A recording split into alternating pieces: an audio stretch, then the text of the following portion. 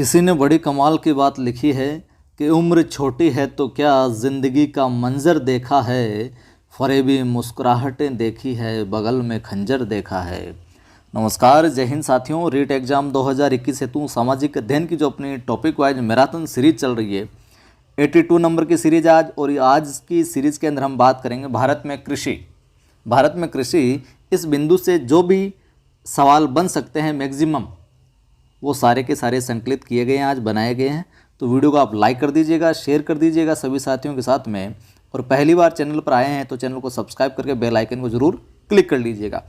अपना Telegram channel है कवि आदिगणेश हिंदी नाम से ज्वाइन कर सकते हैं, वहाँ पर भी सवाल वगैरह पूछे जाते हैं। वीडियो का नोटिफिकेशन नहीं जाता है कभी कभार, तो वहाँ पर लिंक है जो प्रोवाइड करवा दिया जाता है।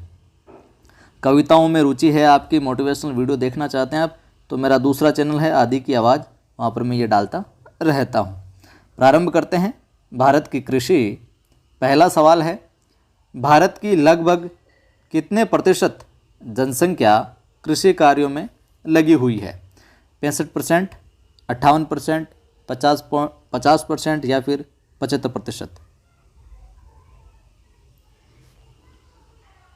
तो बताइए साहब, लगभग भारत की कितने प्रतिशत जनसंख्या जो कृषि कार्यों में लगी हुई है? उत्तर हो जाएगा ब 58%। और भारतीय कृषि को मानसून का जुआ भी कहा जाता है। कृषि निजी क्षेत्र का सबसे बड़ा व्यवसाय है और कृषि भारतीय अर्थव्यवस्था का क्या है? मेरुदंड भी कहलाता है। अगला देखिए, कृषि प्रधान भूमि में इकाई क्षेत्र के अनुसार अभिव्यक्त व्यक्तियों की संख्या को कहते हैं कृषि निर्माण, कृषि घनत्व, कृषि आयतन या फिर कृषि समग्र? उत्तर हो जाएगा ब कृषि घनत्व। व्याख्या में देखिए, धारणीय कृषि यानी कि भूमि का उपयोग करना जिससे उसकी गुणवत्ता बनी रहे। अगला सवाल देखिए, मिलान करना है आपको। एक तरफ कृषि का स्वरूप है और दूसरी तरफ है संबंधित पालन या क्रिया। तो यहाँ पर साथियों सभी सुमेलित है। एग्रीकल्चर जो है वो कृषि, फसल व पशुपालन से जुड़ी हुई है। सेरिकल्चर रेशम से संबंधित, पीसीकल्चर मत्स्य पालन से संबंधित, विटीकल्चर अंगूर खेती या द्राक्षा कृषि से संबंधित, और हार्टिकल्चर जो है वो सब्जियां, फूलों व फलों का कार्य हो जाएगा। अगला देखिए, विशेष प्रकार की झाड़ी व वृक्ष की कृषि कहलाती है हार्टिकल्चर, नेमोरिकल्चर, आर्विकल्चर या इनमें से कोई नहीं? तो उत्तर हो जाएगा स आर्वी कल्चर। ठीक है। और नेवारी जो कल्चर है इसमें जंगलों से फल जड़ का संग्रह जो किया जाता है। अगला सवाल है अपना, हरित क्रांति का भारत में श्रेय डॉक्टर एम.एस. स्वामीनाथन को है। इनको नोबेल पुरस्कार मिला था 1970 में मिला, 1971 में, 1972 में या फिर 1973 में? बताइए कब मिला था? तो उत्तर हो जाएगा 1970 के अंदर इनको नोबेल पुरस्कार मिला था। और भारत में हरित क्रांति की शुरुआत जो है 1967-68 में हुई, जबकि द्वितीय हरित क्रांति 1983-84 में हुई थी। प्रथम की बात आए या शुरुआत की बात आए तो 1967-68, और सेकंड की बात आए तो 1983-84। अगला सवाल है, सरकार ने एम.एस. स्वामीनाथन कृषि आयोग की संस्तुतियों को लागू करने के लिए राष्ट्रीय कृषि नीति बनाई। ये कब बनाई थी? 26 नवंबर 2007 में, 26 अक्टूबर 2007, 26 दिसंबर 2007 या फिर इनमें से कोई नहीं?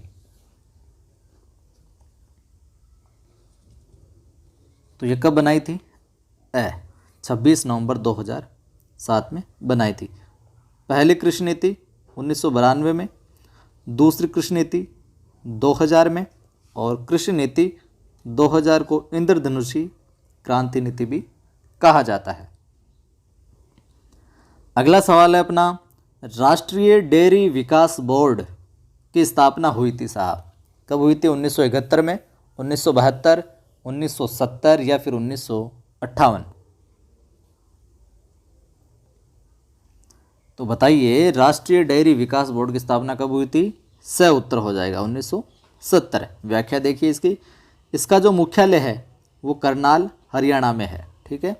और भारत में सहकारी क्षेत्र में स्थापित प्रथम यंत्र चालित कृषि फार्म सूरतगढ़ राजस्थान में है। अगला सवाल है, भारत के कुल क्षेत्रफल का कितने प्रतिशत भाग पर है जो कृषि की जाती है? 51, 52, 53 या फिर 54? तो भारत के कुल क्षेत्रफल के 51% पर खेती है जो की जाती है, 51 पर। चारागाह का प्रतिशत देखें हम तो वो 4% है। भूमि पर वन की बात करें तो वो 21%, बंजर भूमि की बात करें तो 24%। और भारत में जो खेतों का अधिकतम आकार राजस्थान में औसतन 4.3% हेक्टेयर, जबकि न्यूनतम आकार केरल में 0.33%। अगला सवाल है, समय व मौसम के आधार पर भारत की फसलों को कितने भागों में बांटा गया है? 3, 4, 5, 6? उत्तर हो जाएगा ए 3 भागों में। खरीफ की फसल पहली, दूसरी रबी की और तीसरी जायद की, ठीक है। देखिए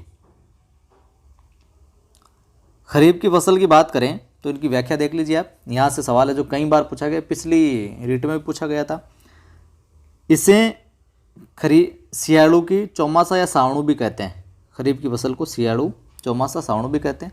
भारत के कुल कृषि उत्पादन का भारत के 62% भाग खरीफ की फसल का होता है। एग्जाम्पल के तौर पे देखें खरीफ की फसल में क्या क्या होता है।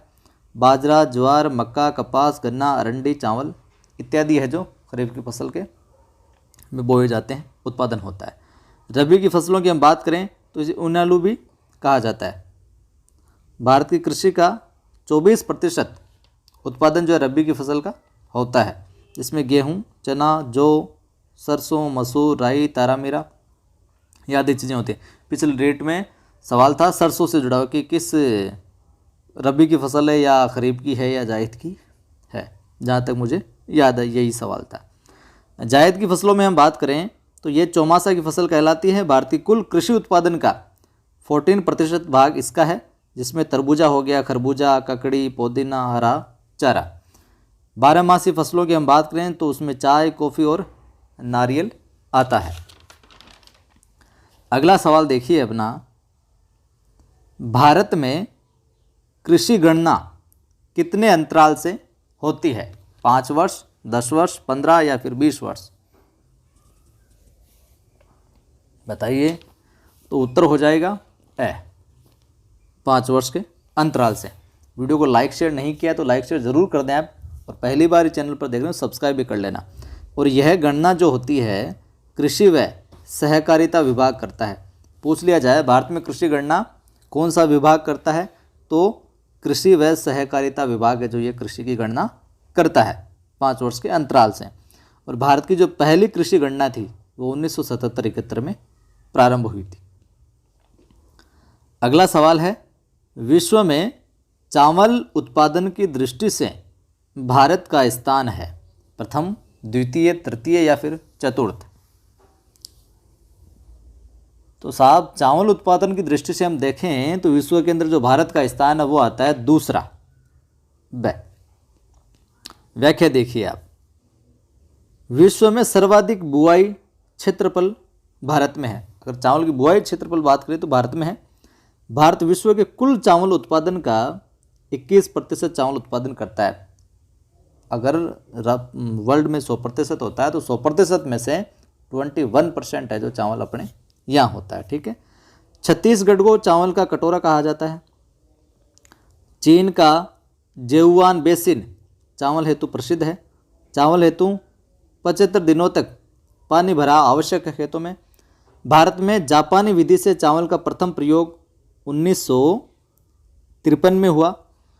एजोला की बात करें तो एजोला चावल की खेती के लिए मृदा उर्वरता बढ़ाता है, एजोला, ठीक है। और भारत में चावल में बंगाल प्रथम व यूपी दूसरे स्थान पर है। भारत में उत्पादन की बात करें चावल की, भारत में कहाँ पर है, तो बंगाल तो प्रथम और यूपी है जो सेकंड नंबर पे आता है। अगला सवाल देखिए, विश्व में गेहूं उत्पादन में भारत का स्थान है, पहला, दूसरा, तीसरा या फिर चौथा? तो कौन सा हो जाएगा? ब, गेहूं उत्पादन में भी दूसरा स्थान है। व्याख्या देखिए इसकी, भारत में 20% गेहूं खाद्यान्न के काम आता है। स्टेपी व प्रेरी घास मैदान जो उत्तरी अमेरिका में गेहूं उत्पादन हेतु प्रसिद्ध है, ये मैदान है जो गेहूं उत्पादन हेतु प्रसिद्ध है। और ये भी याद रखिएगा, स्टेपी और प्रेरी घास मैदान कहाँ पर पाए जाते हैं? उत्तरी अमेरिका में। और भारत में उत्पादन की दृष्टि से हम बात करें तो प्रथम तो यूपी आता है और दूसरा स्थान है जो पंजाब है, परंतु प्रति हेक्टेयर उत्पादन में बात करें तो पंजाब ही प्रथम है। किस्मों की बात करें गेहूं की तो सोना 227, कल्याण सोना, हीरा, शेरा, चंपास, ये इसकी गेहूं की किस्में हैं। भारत में ब्रेड गेहूं जाति की खेती की जाती है। हरित क्रांति का संबंध है जो गेहूं और चावल से है। अगला सवाल देखिए, भारतीय का भोजन या गरीब की रोटी कहलाता है, माफ कीजिएगा, निर्धन भारतीय का भोजन या गरीब की रोटी कहलाता है, चावल, गेहूं, मक्का या ज्वार? उत्तर हो जाएगा द, ज्वार। ज्वार शुष्क जलवायु का पौधा है, ठीक है। और विश्व में ज्वार उत्पादन में भारत का क्या है? दूसरा स्थान है। और महाराष्ट्र में 40% ज्वार उत्पादन होता है। अगला सवाल अपना कि मक्का उत्पादन में भारत का कौन सा स्थान है? मक्का के उत्पादन में प्रथम, द्वितीय, तृतीय या फिर चतुर्थ? बताइए। उत्तर हो जाएगा स, तृतीय। और साथियों, इन सवालों के संकलन में बड़ी मेहनत की है, तो ज़्यादा से ज़्यादा शेयर किया करें। और हमें पूरा विश्वास है, पूरा यकीन है कि इन सवालों के अंदर, ये जो सीरीज चल रही है सामान्य एसएसटी के अंदर, लगभग सारे प्रश्न हैं जो आपको परीक्षा में देखने को मिलेंगे। तो खोपड़ी में डालते रहिए इन सवालों को। तो स हो जाएगा, तृतीय स्थान है। व्याख्या देख लीजिए इसकी, यह अर्ध शुष्क जलवायु का पौधा है और यूएसए के मध्य पश्चिम में मक्का पेटी पाई जाती है। वहीं हम बात करें तो भारत में उत्पादन की दृष्टि से आंध्र प्रदेश है जो प्रथम है और राजस्थान तीसरे स्थान पर है, ठीक है। किस्मों की हम बात कर लें मक्का की, तो मक्का की किस्मों में गंगा 101 या 101, रणजीत, दक्कन, विजय, वस्ती। कई बार ये किस्में दे देते हैं, पूछ लिया जाता है ये किसकी किस्म है, तो ये चीज़ भी आप ध्यान में रखिएगा। तंबाकू का पौधा है शुष्क जलवायु पौधा, अर्ध शुष्क जलवायु पौधा, उष्ण जलवायु पौधा या इनमें से कोई नहीं? तो क्या उत्तर हो जाएगा? ब, तंबाकू का जो पौधा है वो अर्ध शुष्क जलवायु वाला पौधा है। व्याख्या देख लीजिए इसकी, तंबाकू में भारत का तीसरा स्थान है वर्ल्ड में, ठीक है।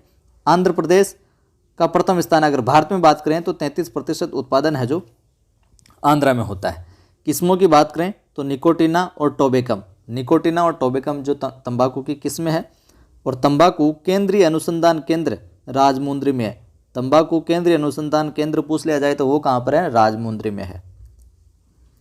आगे देखिए, चाय को कहते हैं काला सोना, हरित सोना, पीला सोना या इनमें से कोई नहीं? बताइए क्या कहते हैं?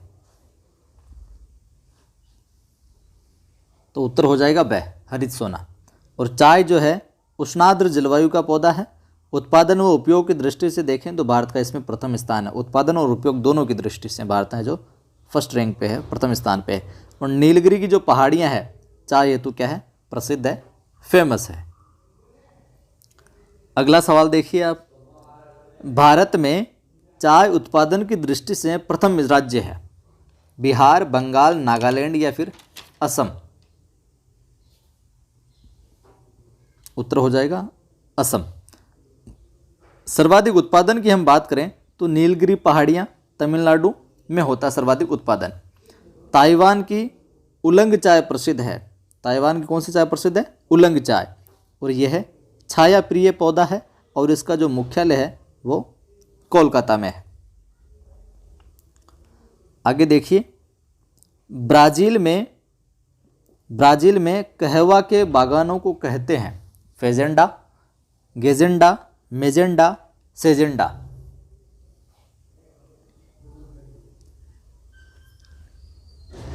उत्तर हो जाएगा ए। ब्राज़ील में कहवा के बागानों को क्या कहते हैं? फेजेंडा कहते हैं। अगर आपने आरबीएससी पुराने वाली किताबें पढ़ी होगी तो सातवीं कक्षा के अंदर एक चैप्टर है, शायद चौथा पांचवा चैप्टर होगा, उसके अंदर भी ये आया हुआ है सीधा सीधा कि ब्राज़ील में कहवा के जो बागान होते हैं उनको फेजेंडा कहा जाता है। व्याख्या में हम बात करें तो मोचा यानी मोचा कहवा यमन में पाया जाता है। वहीं भारत में अरेबिका किस्म का कहवा होता है। भारत के दृष्टिकोण से हम देखें तो भारत में अरेबिका किस्म का कहवा होता है। और भारत में कर्नाटक है जो उत्पादन में प्रथम है। कहवा के उत्पादन में कर्नाटक है जो फर्स्ट नंबर पे आता है। अगला सवाल देखिए, गन्ना किस प्रकृति का पौधा है? अर्ध शुष्क जलवायु वाला पौधा या उष्णार्द्र जलवायु पौधा, शीतोष्ण जलवायु पौधा, या इनमें से कोई नहीं? तो गन्ना किस प्रकृति का पौधा है? उत्तर हो जाएगा ब, उष्णार्द्र जलवायु पौधा। व्याख्या देख लीजिए इसकी। गन्ने का जो मूल स्थान है वो भारत को माना जाता है। गन्ना उत्पादन में भारत का विश्व में दूसरा स्थान है गन्ना के उत्पादन में। और भारत में, अगर भारत के दृष्टिकोण से हम बात करें, भारत में सबसे ज़्यादा गन्ना उत्पादन कहाँ होता है? तो यूपी में होता है। और यह अयन वृत्तीय पौधा है। केंद्रीय गन्ना अनुसंधान केंद्र कोयम्बटूर में है। पूछ लिया जाए केंद्रीय गन्ना अनुसंधान केंद्र कहाँ पर है? कोयम्बटूर में। राष्ट्रीय गन्ना अनुसंधान केंद्र की बात पूछ ली जाए तो ये लखनऊ में है। और गन्ने में रेड रोड नामक है जो रोग है जो पाया जाता है। पूछ लिया जाए रेड रोड नामक रोग है जो किसके अंदर पाया जाता है? तो वहाँ पर आप करोगे गन्ने के अंदर। किस फसल में कौन सा रोग लगता है ये भी कई बार पूछ लिया जाता है। तो जहाँ जहाँ ये भी आए उसको भी आप ध्यान में रखिएगा। अगला सवाल है, फसल उत्पादन में भारत का स्थान है, माफ़ कीजिएगा, फल उत्पादन में भारत का स्थान है प्रथम, द्वितीय, तृतीय या फिर चतुर्थ? तो बताइए साहब, फलों के उत्पादन में भारत का स्थान है ए, पहला स्थान है। व्याख्या देखिए, फलों व सब्जियों के शामिल उत्पादन में भारत का दूसरा स्थान है। अगर दोनों को साथ में की बात करें, फलों और सब्जियों को शामिल में उत्पादन की बात करें, भारत का दूसरा स्थान है। और केवल फल में तो प्रथम है। फल उत्पादन में आंध्र प्रदेश प्रथम है। भारत की बात करें तो सबसे ज़्यादा रसदार फल जो है महाराष्ट्र में होते हैं। सबसे ज़्यादा सेब हिमाचल में। आम व केले के उत्पादन में भारत प्रथम है। अगला देखिए, सफ़ेद सोना कहते हैं किसको कहा जाता है? बताइए, चावल को, चाय को, सफ़ेद सीमेंट को या कपास को? तो सफ़ेद सोना अपने कहा जाता है द कपास को। व्याख्या देखिए, यह एक उपोष्ण जलवायु का पौधा है। पूछ लिया जाए निम्न में से कपास किस जलवायु से संबंधित है, किस जलवायु का पौधा है? तो वहाँ पर आपको ध्यान में रखना है उपोष्ण जलवायु का पौधा है कपास। और कपास उत्पादन में भारत का विश्व में तीसरा स्थान है। यूएसए के दक्षिण पूर्व में कपास पेटी प्रसिद्ध है। कहाँ पर? यूएसए के दक्षिण पूर्व में कपास पेटी प्रसिद्ध है। वहीं मिस्र की जो कपास है वो सर्वोत्तम किस्म की मानी जाती है। विश्व के अंदर हम बात करें तो मिस्र की जो कपास है वो सर्वोत्तम किस्म की मानी जाती है। वहीं भारत में कपास उत्पादन की दृष्टि से गुजरात है तो प्रथम पर है। भारत में बात करें कपास सबसे ज़्यादा उत्पादित कहाँ होती है तो वो गुजरात में होती है। किस्मों की बात करें ज़रूर याद रखिएगा कपास की किस्में, अमेरिकन कपास, धोलेरा, उमरा और कोमिल्ला। अगला सवाल है, जूट पटसन उत्पादन में भारत का कौन सा राज्य प्रथम है? राजस्थान, बिहार, बंगाल, असम? उत्तर हो जाएगा स, बंगाल। और विश्व में बात करें तो प्रथम है जो भारत है जूट पटसन के उत्पादन में। और भारत में दो प्रकार की जूट प्राप्त होती है, चीन जूट और देसी जूट। भारत में जूट उत्पादन जो क्षेत्र है गंगा ब्रह्मपुत्र डेल्टा, बिहार, असम, मेघालय। अगला सवाल देखिए, मसालों का देश कहलाता है भारत, श्रीलंका, भूटान या चीन? बताइए साहब। उत्तर हो जाएगा ए, मसालों का देश कहलाता है भारत। व्याख्या देखिए, भारत कुल मसाला उत्पादन का 80% खपत व 20% निर्यात करता है। ठीक है, जितना भी भारत में मसाला उत्पादित होता है 80% तो अपने यहाँ वाले पचा जाते हैं उसको, और 20% है जो यहाँ से बाहर बेचते हैं, निर्यात करते हैं, और निर्यात में भी ये प्रथम स्थान पर है। भारत में केरल का प्रथम स्थान है। भारत में बात करें तो केरल को मसालों का बगीचा भी कहा जाता है। हल्दी मिर्च में आंध्र प्रदेश प्रथम है और बड़ी इलायची में सिक्किम है जो प्रथम है। अगला सवाल देखिए आप, मिर्च किनके द्वारा भारत में लाई गई पौधे के रूप में? डचों द्वारा, पुर्तगालियों द्वारा, फ्रांसीसियों द्वारा या अंग्रेजों द्वारा? बताइए क्या उत्तर हो जाएगा। उत्तर हो जाएगा ब, पुर्तगालियों द्वारा। व्याख्या में देख लीजिए, प्याज की नकदी फसल, प्याज को नकदी फसल माना जाता है प्याज की बात करें अन्य मसालों में। नारियल को बागान फसल माना जाता है। सुपारी में भारत प्रथम स्थान है, सुपारी के उत्पादन में। दलहन में भारत में बात करें तो यूपी प्रथम है, और तिलहन में भारत का प्रथम स्थान है। मिलान करना है आपको। एक तरफ तो स्थानांतरण या स्थानांतरित कृषि के नाम है, और दूसरी तरफ है उनसे जुड़े हुए राज्य के, किस राज्य में क्या कहा जाता है स्थानांतरित कृषि को।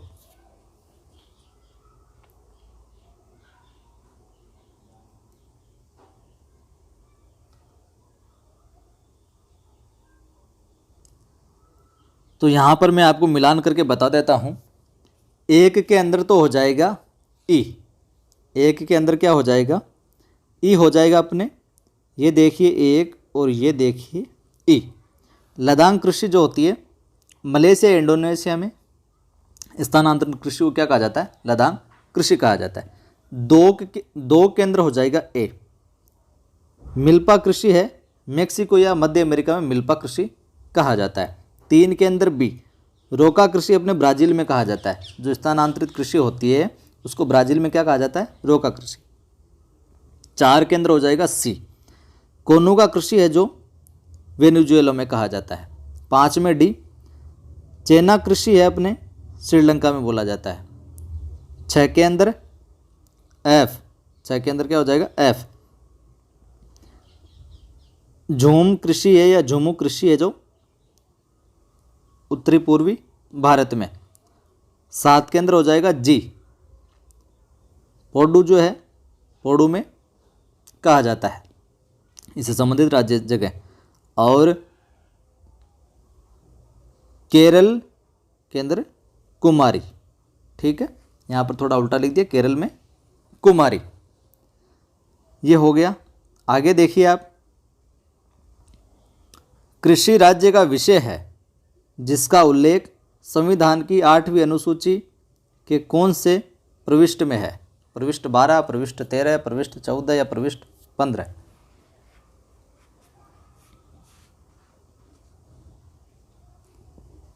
उत्तर हो जाएगा स, प्रविष्ट 14 में। मिलान करना है आपको। एक तरफ कृषि संस्थान है और दूसरी तरफ उनके स्थान है। तो यहाँ पर सभी सुमेलित हैं, देख लीजिए। भारतीय कृषि जो अनुसंधान है वो दिल्ली में है। भारतीय कृषि अनुसंधान कहाँ पर है? दिल्ली में है। राजेंद्र कृषि विश्वविद्यालय जो है बिहार में है, पूसा बिहार में। राष्ट्रीय कॉफ़ी अनुसंधान कुर्ग कर्नाटक में। चौधरी चरण सिंह विपणन संस्थान बम्बाला जयपुर में। और एंटीबायोटिक दवा संस्थान है अपने ऋषिकेश में। ठीक है, एंटीबायोटिक दवा संस्थान का है ऋषिकेश में। तो इस वीडियो के अंदर हमने बात की भारत की कृषि से जुड़े तमाम सवालों की। वीडियो कैसा लगा कमेंट करके बताइएगा, और लाइक नहीं किया तो कर दीजिए, शेयर भी कर दीजिए। और पहली बार देख रहे हैं अपने चैनल पर ये वीडियो तो चैनल को सब्सक्राइब करके घंटे के निशान पर क्लिक कर लेना ताकि आने वाली वीडियोज़ की सूचना आपको मिलती रहे। फिर मिलते हैं।